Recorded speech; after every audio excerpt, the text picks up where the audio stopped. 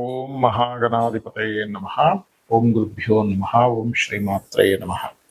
అరుణాం కరుణాతరంగితాక్షీం ధృతపాశాంకుశపుష్పబాణచాపాం అనిమాదిభిరావృతాం మయూకైః అహమిత్యేవ విభావయే భవాని. ప్రేక్షకులకి ఆ లలితాంబిక అమ్మవారి యొక్క అనుగ్రహం పరిపూర్ణంగా కలగాలని మనస్ఫూర్తిగా కోరుకుంటూ మనం ఈరోజు సూర్య భగవానుడి యొక్క మార్పు అంటే మిథున రాశి నుంచి కర్కాటక రాశిలోకి జూలై 17వ తేదీ నుంచి ఆగస్టు 17వ తేదీ మధ్యలో ఈ సూర్యుడు కర్కాటకంలో ఉంటాడు. మరి సూర్య భగవానుడు జలరాశుల్లోకి ప్రవేశిస్తున్నాడు కాబట్టి ఎవరెవరికి 12 లగ్నాల వారికి ఎలా ఉండబోతుంది, ఏ విషయాల పట్ల జాగ్రత్త వహించాలి, ఎందుకంటే సూర్య రాశుల్లో కేతు ఉన్నాడు ఒకవైపు కాబట్టి ఎటువంటి మంచి ఫలితాలు ఉంటాయి, జాగ్రత్తలు ఉంటాయి, వహించాలి అనేటువంటిది చెప్తుంది. నేనైనప్పటికీ కూడా చెప్పిస్తుంది సాక్షాత్ లలిత అమ్మవారిగా భావిస్తూ ఒక్కొక్క లగ్నం గురించి, లగ్నం తెలియని వారికి రాశి గురించి మనం ఇప్పుడు తెలుసుకుందాం. వృషభ లగ్నము, వృషభ రాశి. వృషభం వారికి కనుక చూసుకున్నట్లయితే ప్రధానంగా ఇక్కడ రాశి వారికి చూసుకుంటే ఈ వృషభంలో ఎప్పుడైతే శుక్రుడు అధిపతి అయి 3వ స్థానంలోకి రవి వస్తున్నాడు, కమ్యూనికేషన్, మధ్యవర్తిత్వము ఇట్లాంటి స్థానంలోకి వస్తున్నాడు మీకు రవి. కాబట్టి ఇది ప్రధానంగా వృషభ లగ్నానికి రవి శుభుడు అండి. చెప్పాలంటే రవి ఖచ్చితంగా శుభుడు. కాబట్టి ఎవరికైనా మీరు భూ సంబంధించిన విషయంలో ధనం ఇచ్చేటప్పుడు న్యాచురల్గా మనీ మ్యాటర్స్ విషయంలో వృషభం వారు ఈ యొక్క రవి ఈ రకంగా మారినందుకు కొంత జాగ్రత్తగా ఉండాలి. కుటుంబ సభ్యుల్లో కూడా చిన్న చిన్న ఈగో క్లాషెస్ రావడం ఇటువంటివి కలిగిస్తూ ఉంటుంది.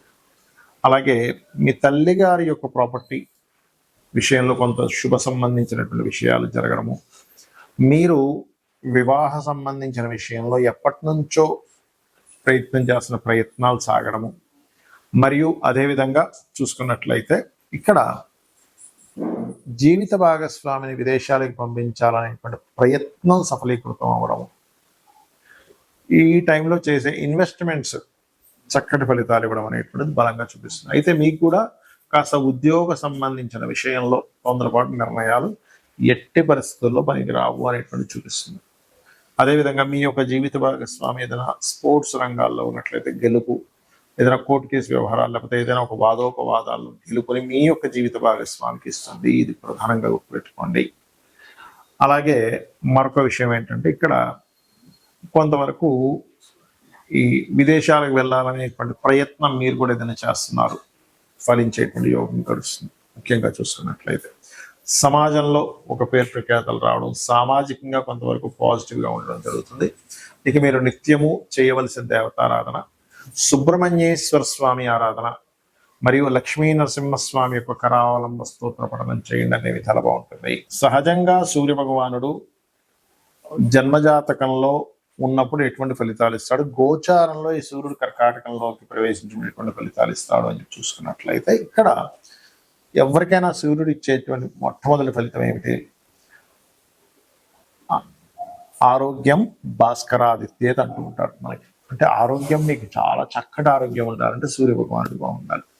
మరి సూర్యుడు పాడైపోయాడండి, పాపగ్రహాల మధ్యలో ఉన్నాడు, సింహరాశిలో 2 పాపగ్రహాలు ఉన్నాయి అంటే ఇక్కడ ఏమిటి? సూర్య భగవానుడు బాగుండాలి, తన యొక్క గృహం, తన యొక్క ఇల్లు ఏదైతే ఉందో సింహరాశి అవుతుంది, బాగుండాలి. అలాగే ప్రతి గ్రహానికి ఉంటుంది. ఇప్పుడు కుజుడు ఉన్నాడు అనుకోండి, మేషము, వృశ్చికము, శుక్రుడికి వృషభము, తుల, బుధుడికి మిథునము, కన్య, కర్కాటకానికి చంద్రుడు, సింహానికి రవి, అదేవిధంగా ధనుర్మీనాలకి గురువు, మకర కుంభాలకి శని. ఇలాగా ఆ గ్రహము, ఆ యొక్క గ్రహం ఉండేటువంటి రాశిలో ఉండే ఆ గ్రహాలు ఎలా ఉన్నాయి చూసుకోవాలి. ఆ రకంగా ఎవరికైనా ఉదాహరణకి రవి స్థానం పాడైంది అనుకోండి, దీన్ని పితృదోషము అంటారు. అంటే వంశ అభివృద్ధి అవ్వడానికి ఎక్కడా కూడా గ్రహస్థితులు అక్కడ మనకి సహకరించట్లేదు కాబట్టి దాని పితృదోషము అంటే పితృదేవతల యొక్క అనుగ్రహం ఇవ్వాల్సింది ఇవ్వలేకపోతున్నారు. అందుకని సూర్య భగవానుడి విషయంలో ఈ పితృదోష సంబంధించిన పోవడానికి అమావాస్యలు మీరు పితృదేవతలకి స్వయం పాకము, బియ్యము, 2-3 రకాల కూరగాయలు, పప్పు, ఉప్పు, మనం ఏదైతే వండుకోవడానికి సామాగ్రి ఉంటుందో దాంతోపాటు కొద్దిగా దక్షిణ, ఇవన్నీ తీసుకెళ్ళి పురోహితులకి అమావాస్య నాడు ఇస్తే కనుక చాలా మంచిది, గుర్తుపెట్టుకోండి. పితృదోషాలు పోతాయి దీనివల్ల. అలాగే మరొక విషయం ఏంటంటే, ఈ గోచారంలో ఈ రవి అంటే సూర్య భగవానుడు ఎప్పుడైతే కర్కాటక రాశిలోకి ఎంటర్ అవుతూ ఈ కేతువు యొక్క ఎనర్జీస్ ఎంటర్ అవుతున్నాడో, ఎప్పుడూ కనీ విని ఎరుగనంత విపరీతమైనటువంటి వర్షాలు కలుగుతాయి, గుర్తుపెట్టుకోండి. కనీ విని ఎరగ బాబు ఏంట్రా బాబు అసలు ఇంత వర్షపాతం ఉందేమిటి, ఇంత అంటే వాటర్ రిలేటెడ్గా సంబంధించినవి. ఎందుకంటే ఇక్కడ కేవలం రవి జలరాశులు ఉండటం మాత్రమే కాదు, రవితో పాటు బుధుడు ఉన్నాడు. బుధుడు మంచివాడే కదండి అంటే అది వక్రిస్తున్నాడు. మరి వక్రిస్తే ఏమిటి, రవి బుధుడితో కలిసి ఉంటే ఏమిటి, వక్రిస్తే ఏమిటంటే ఇప్పుడున్న ప్లానటరీ పొజిషన్. ఎందుకంటే రవికి ప్రొసీడింగ్ హౌసెస్ అంటారు, మనకి నాడీ ఆస్ట్రాలజీలో ఉంటుంది. కేతు ఉన్నాడు, దాని తర్వాత కుజుడు ఉన్నాడు. ఈ ఎనర్జీస్ కూడా యాడ్ ఆన్ అవుతున్నాయి అక్కడ రవికి బుధుడు ద్వారా రవి ఉండేటువంటి జలరాశుల వల్ల.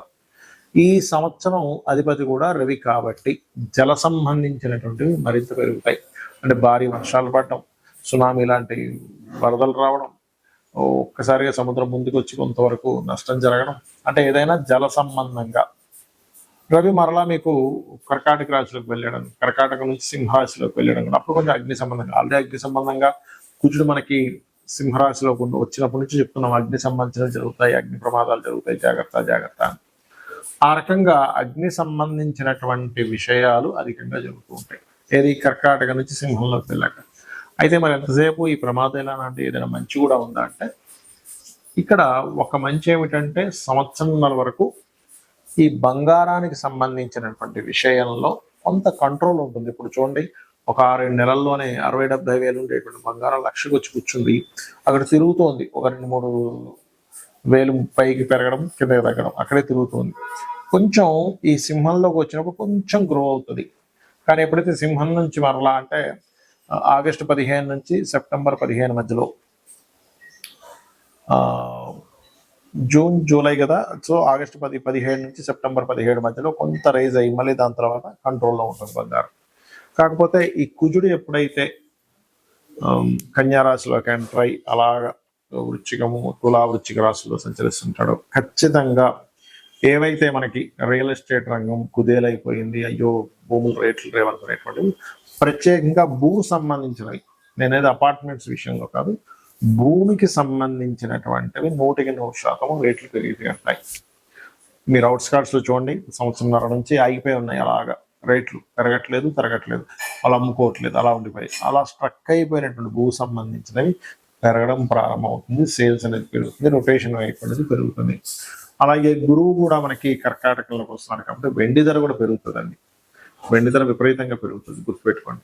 కాబట్టి వెండి ధర పెరగడము, భూ సంబంధించిన రేట్లు పెరగడము, ఆ పర్టికులర్ మంత్లో గోల్డ్ కొంతవరకు రైజ్ అవ్వడము.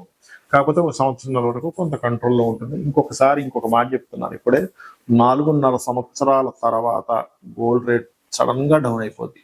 ఉన్న రేట్ కంటే 20-30% డౌన్ అయిపోద్ది, గుర్తుపెట్టుకోండి. అంటే ఇవన్నీ ముందుగా ఎందుకు చెప్తున్నా అంటే, ఆ సమయంలో కొంతమంది గోల్డ్ మీద ట్రేడ్ చేసే వాళ్ళు ఉంటారు, గోల్డ్ కొనుక్కొని ఇన్వెస్ట్మెంట్ గా మార్చుకునే వాళ్ళు ఉంటారు. గోల్డ్ ఇప్పుడే కొనేసుకుందాము తర్వాత పెరుగుతుంది అనుకునే వాళ్ళు ఉంటారు. ఇప్పుడు పెరగదు అనుకున్నప్పుడు అనవసరంగా దాని మీద ఇన్వెస్ట్మెంట్ చేయడం ఎందుకు అనుకుంటుంటారు. గోల్డ్ కంటే కూడా నా బెస్ట్ సజెషన్ ఏంటంటే, ఇప్పుడు భూమి మీద పెట్టండి, this is the right time. ఇప్పుడు పెరుగుతుంది, మీరు ఇప్పుడు పెట్టినట్లయితే ఒక 2 సంవత్సరాలు 3 చూసుకుంటే డబుల్ త్రిబుల్ అయ్యే ఛాన్సెస్ 100% ఉంది. కాబట్టి ఈ యొక్క పని చేయండి, ఖచ్చితంగా మీకు బాగుంటుంది. శ్రీమాత్రే నమః.